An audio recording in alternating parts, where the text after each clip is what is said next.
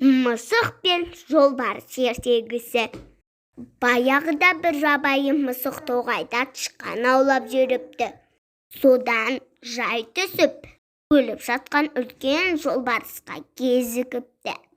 Жолбарыстың бауырында мысықтың күшігінен алмайтын кішкентай шөнжігі жатыр екен.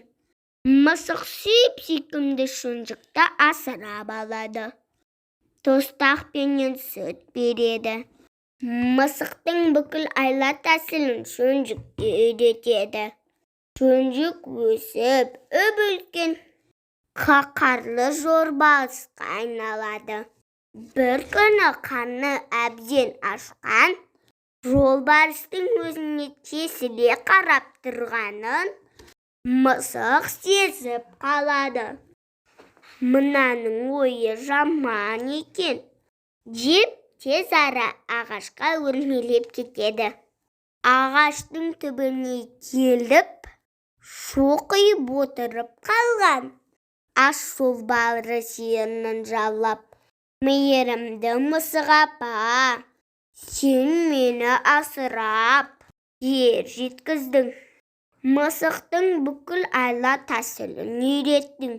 Сонда ағашқа өрмелеуді неге маған үйретпегенсің? Дейді аузы бұртиып өкпелеп.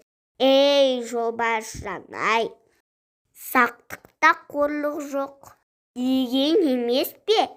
Сенің тым ашқарақ екеніңді білген соң, бір қулығымды сақтап қалғаным рас.